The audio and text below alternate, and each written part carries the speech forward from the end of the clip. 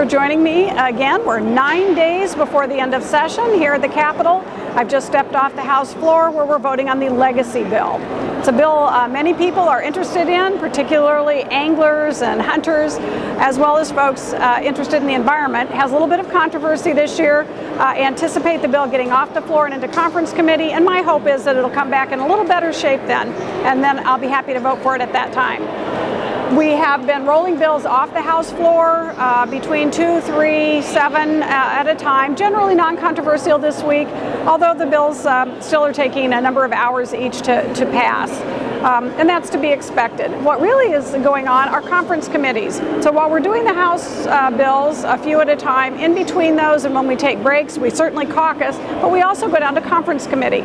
I was assigned to the Tax Conference Committee, which is a bit unusual because I don't serve on the Tax Committee, so it's a new area for me and I'm having a lot to learn in a very short period of time.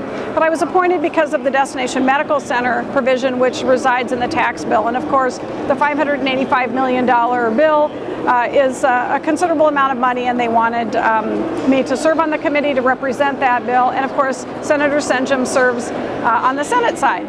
So we are part of the 10-member conference committee.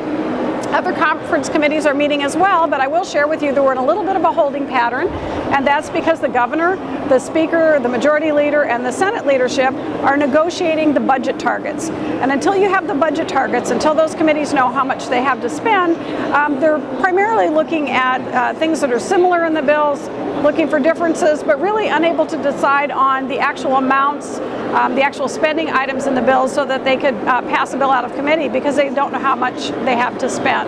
So negotiations continue. It is my hope that in the next 24 hours those budget targets will be announced. Then those conference committees will really get busy working in earnest so that those can come to the House floor and the Senate floor and start passing budget bills out. Education, health care, and a number of others that we've been waiting on. Ultimately, the tax bill has to pass to pay for all of those. So a lot going on.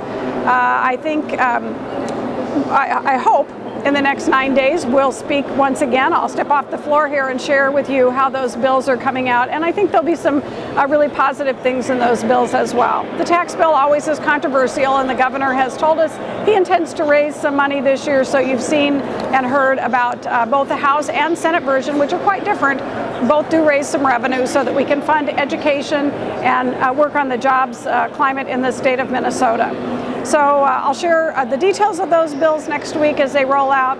For now, I'm going to go back on the House floor, and thank you for visiting with me again this week. Until next time.